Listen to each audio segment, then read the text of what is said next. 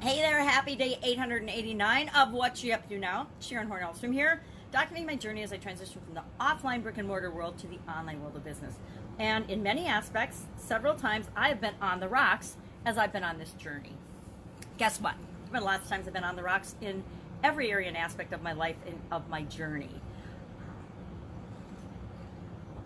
Every time I face a challenge or an obstacle or a failure, and I redefined failure in my journey of life. You know, I made it to 60 years old with a little pit stop at 50, and I almost didn't still be here, but I've learned over the decades that there's really no such thing as failure as long as you get back up again and go and move toward the next thing, take the next step. You know, we all, when we're learning to walk, just think back at any of us, whether we learned to walk before we were a year old or between a year and 2 years old or however old we were when we learned to walk, we didn't just hop up and start walking, right?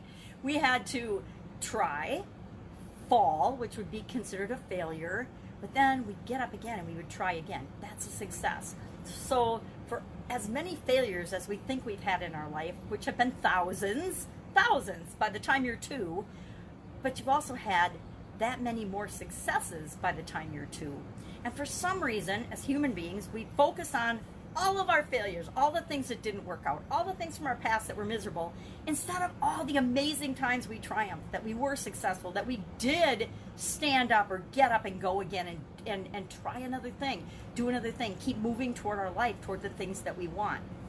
And for some reason, we're so good at recalling the things that are negative and bad in our lifetime that we forget about all of the blessings and all the goodness and all the cool things that have happened to us in our life. All the times that we thought, oh my God, the stars aligned, the universe has supported me, God answered my prayers, this has happened for me. And those things, our successes tend to be so short-lived, and then we're on to the next thing. Now, some people will stop and celebrate when they have a success, but the vast majority of us will be like on to the next thing before we've even celebrated the thing that we just achieved. So I'm thinking a little bit about, and I just started thinking about it, my online journey so far. And if I look back at it, I, like everybody else, I think of all the things that failed. And I forget to count and look at all of the things that I've done that have been really, really successful.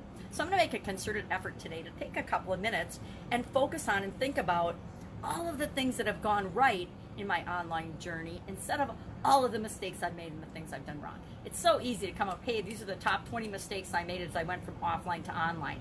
These are the mistakes I continue to make even though I know that I should fix them. And that those things come up so easily that I want to just take today as a day of appreciation and gratitude for how far I've come. All the things that I can do every day that, you know, even a couple years ago, I was petrified and scared to death to even try. And I kept saying over and over and over again, I'm not ever going to do that. I'm not ever going to try that. I'm not ever going to be that. And yet many of those things I've already accomplished and already done. And I believe if you look at your life, you'll discover the same is true for you. That there are literally thousands, if not hundreds of thousands of things that you've tried that didn't work, but you got up and you tried something else. So as we look back and we think, oh, I failed so many times, guess what? Every time you've gotten up and continued to move forward, that's a success. So they negate all of the failures that we've had, and each and every one of us are successful just because we're alive and that we're human beings, right?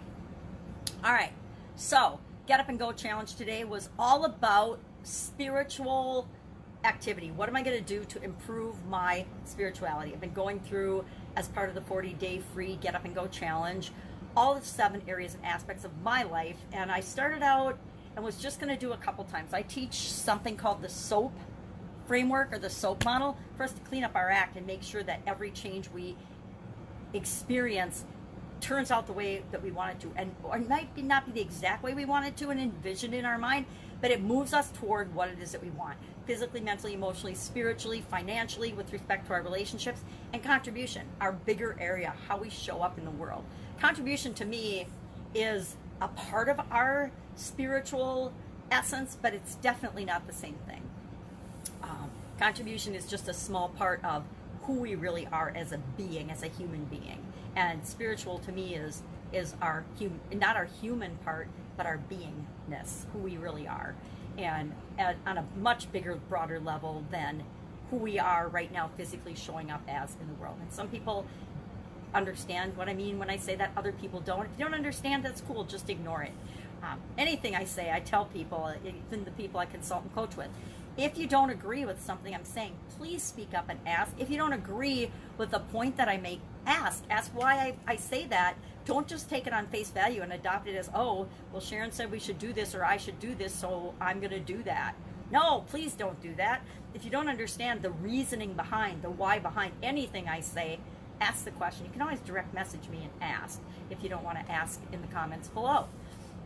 So Get Up and Go Challenge, day 35, action toward my spiritual enhancement and growth, because I'm at a certain level and I want to be at a higher level.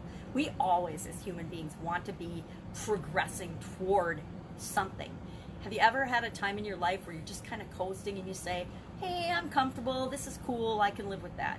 I will admit, even I have had a couple periods in my life where the ex-husband and I were both working in really good occupations and jobs. We had plenty of money coming in. The kids were healthy and happy. We were healthy and happy. And you just want to take a breath and say, oh my gosh, we finally arrived. This is it. Everything's going so smoothly for us. And then all of a sudden, the stock market crashed in the dot-com bubble, and all of the resources we thought we'd built up financially disappeared like almost overnight, like within a week or weeks. It was just, I had to stop looking at it because the ex-husband would call me up and say, oh, we lost $100,000 today or something. And I'd be like, I don't even want to hear this. You know what? It isn't that we lost it, because we never had it. We never cashed in and took that money toward us. So it's like everything else, ebbs and flows, ups and downs. I think a lot of people can relate to that right now, given the coronavirus and what's going on with our personal lives, our businesses, our investments, and everything. We've seen literally billions of dollars disappear from the market. But guess what? It will come back again. The economy will recover. If you doubt that, you're crazy, because human beings, especially Americans, are so resilient. We always figure stuff out. We always figure it out. Nobody's staying down unless we choose to stay down. Will there be millions of people negatively impacted by the COVID pandemic? Will there be businesses that choose to not exist anymore and they will use the excuse of the COVID pandemic? Absolutely, positively. But realize, as you're looking at those situations, that that is a choice that somebody or you are choosing to make. None of us ever have to stay down, no matter how many challenges we've faced, no matter how many adverse situations or things we've been in. We have the resilience. We have the ability to choose to figure it out, to choose to recover.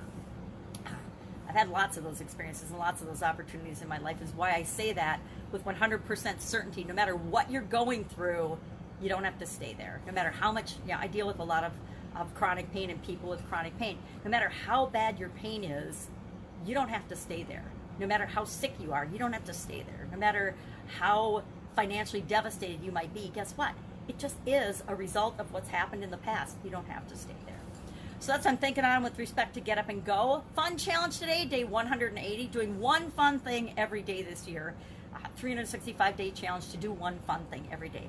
And again, I think I've mentioned, I'm super grateful that that was the word or the activity that I chose to focus on this year, because there have been a lot of challenges. There has been a lot of crap that's come down in 2020 and affected so many people, and I'm choosing not to let it negatively impact and affect me.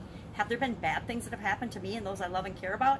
Absolutely, positively, as a result of COVID, as a result of the protests and not the protests, they haven't impacted us negatively, but the rioting and the things that have gone on in our area. Over 1,000 businesses were damaged or burned down or destroyed completely just in Minneapolis alone. And so I don't even know what the number is in the whole country, but it's been a lot. How many people have been killed under the guise of the whole protest, the riots that are going on in 2020? So 2020 is definitely going to go down as a year in history of turmoil and trauma, but I think as it unfolds, we're going to find out that there was some evil perpetrating all of this drama, all of this trauma, and that it was done intentionally. And that's the part that's really bad, is knowing that there's good and evil in the world, and sometimes evil gets a leg up, but then good always prevails and always tromps it down, and ends up, things always end up, not always as they should in the short term, but in the long term, they always do. Look at us as human beings. We continue to excel and move toward being better and better and better, called ascension. We continue to ascend, even if individuals along the way are evil or perpetrate evil and bad in the world and heinous things in the world. You know what? We all survived Hitler. We didn't. A lot of people didn't survive Hitler, but humanity survived that. Humanity has survived every BS bad thing that's happened in the world and continued to thrive. And humanity will continue to thrive. Guess what? Greedy, evil people that are on the side of negativity and bad, they will not ultimately prevail. And if you believe that they will, guess what? You're probably experiencing that in your life. But if you know with 100% certainty, like I do, it ain't going to happen, then it's not going to happen, at least in your life and your experience.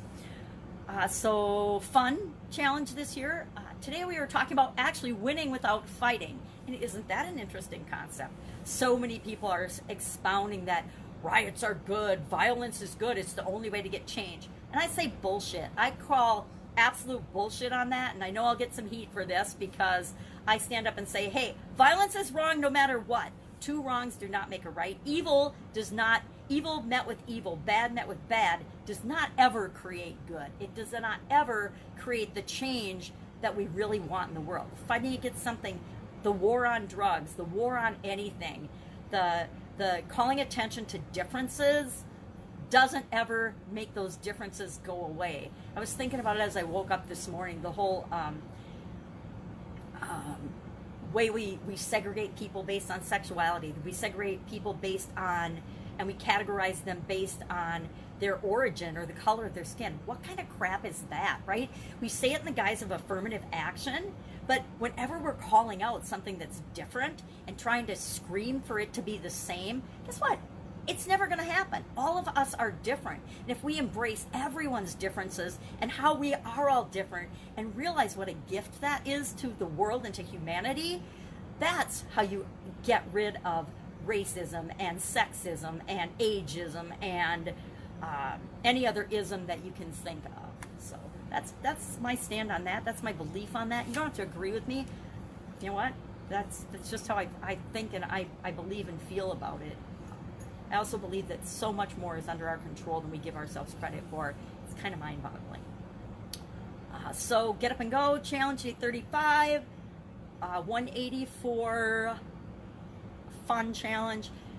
On the rocks was the topic. I think I already said that for Supersize Your Business, and it's really interesting. On the rocks is a much more powerful idiom than I have ever given it credit for or thought about in my life. And that's part of why I like sharing the idioms. Number one, it gives me something to talk about every day, but I find that it pulls through every area and every aspect of my life as I look at the meaning of things and say, well, what has this meant to me in the past? What does it mean to me right now? What could it mean to me in the future? It stretches me and helps me grow and the people that I share it with, because it gets us thinking about things that we might not have ever thought about. It gets us looking at everything from a different point of view and a different perspective. And as we do that and as we grow, we contribute positively to the world.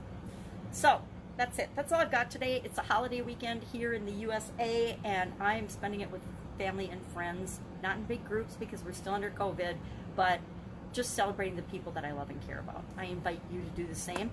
Any thoughts or questions on this, share in the comments below, or if you don't want to share in the comments below, again, you're welcome to direct message me, Sharon Horne-Ellstrom.